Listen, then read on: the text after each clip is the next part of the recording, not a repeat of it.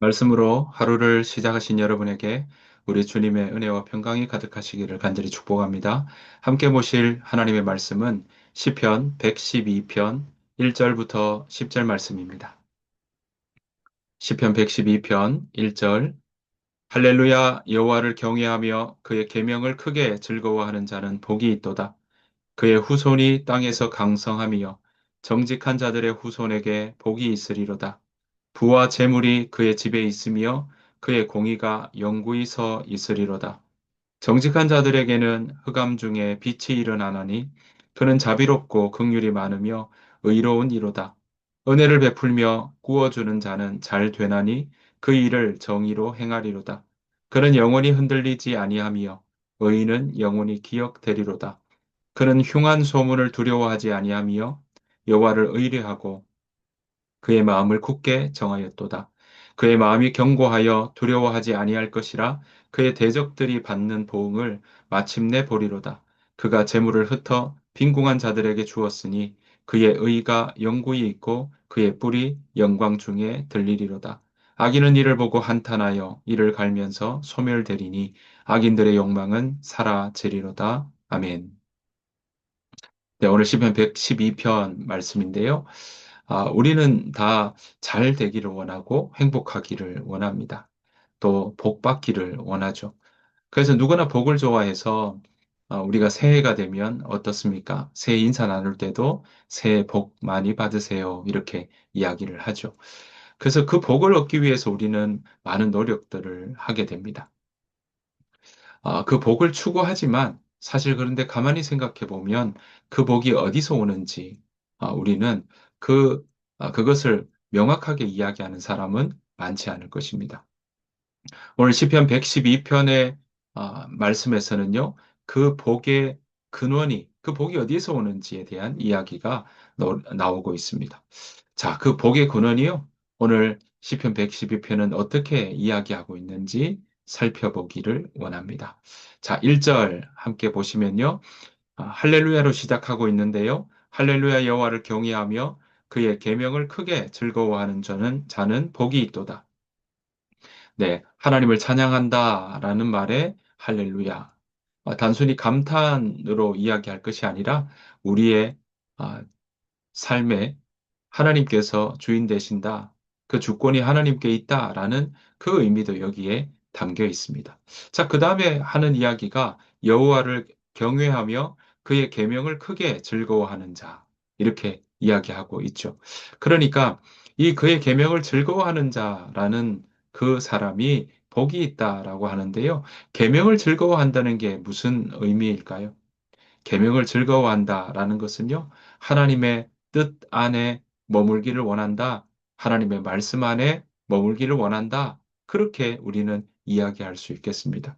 그래서 그 계명을 즐거워하는 자, 하나님의 뜻 안에, 하나님의 말씀 안에, 하나님의 생각 안에 머물기를 원하는 자, 그리고 그 말씀을 가볍게 여기는 것이 아니라 소중하게 여기는 것. 그것이 바로 경외함의 출발인 것입니다. 그래서 그렇게 하나님을 소중하게 생각하고 하나님의 뜻을 삶의 기준으로 삼으며 하나님의 말씀을 내 마음에 가까이 두는 자, 그것을 바로 여호와를 경외하며 그 계명을 크게 즐거워하는 자라고 말씀드릴 수가 있겠습니다. 그 사람이 바로 복이 있다라고 이야기하는 것이죠. 다른 말로 한다면 복은 바로 여기에 시작되고 있습니다. 하나님을 경외하고 또 하나님의 계명을 크게 즐거워하는 자.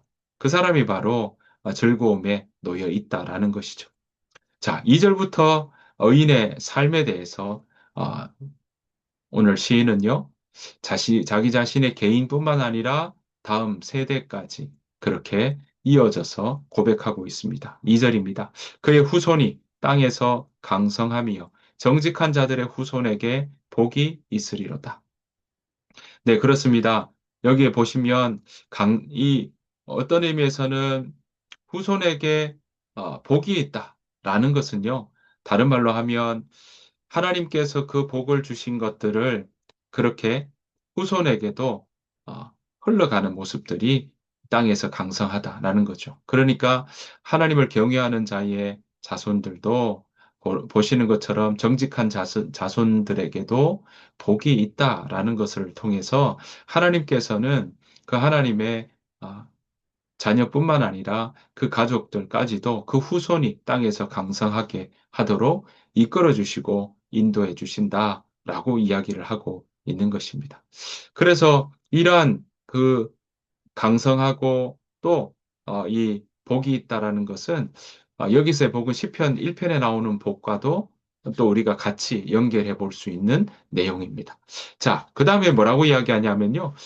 세상이 주는 행복이 아니라 하나님이 주시는 행복이 이렇게 복이 있다라고 이야기하면서 그 복이 어떻게 표현되고 있는지 4절, 5절에서 그것을 자세하게 묘사하고 있습니다. 4절, 5절입니다. 정직한 자들에게는 흑암 중에 빛이 일어나나니 그는 자비롭고 긍휼이 많으며 의로운 이로다. 5절 은혜를 베풀며 꾸어주는 자는 잘 되나니 그 일을 정의로 행하리로다. 여러분 여기서 흑암 중에 빛이 일어난다. 이 빛은요 구원을 상징합니다. 하나님의 구원의 상징이라고 이야기할 수 있겠죠.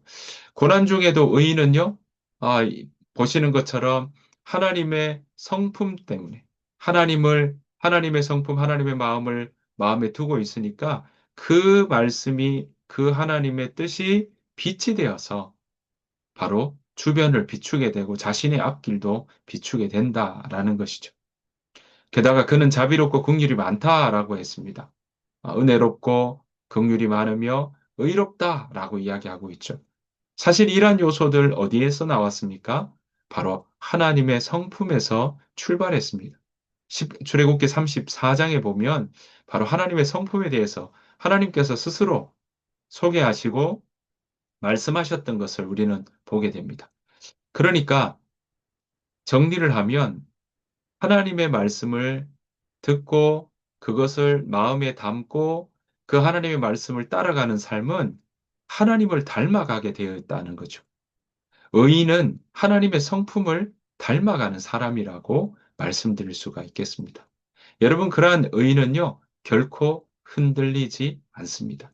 자, 6절에 시인은 이렇게 노래합니다. 그는 영원히 흔들리지 아니하며 의인은 영원히 기억되리로다. 여러분, 흔들리지 않는다라는 것은요, 하나님께 전적으로 자신을 맡기는 태도. 거기에서 하나님께서 반석이 되시니까, 산성이 되시니까 하나님 때문에 흔들리지 않는다라는 것이죠. 왜냐하면 그의 마음이 여호와 하나님을 신뢰하기 때문에 그렇습니다. 7절입니다. 그는 흉한 소문을 두려워하지 아니하며 여호와를 의뢰하고 그의 마음을 굳게 정하였도다.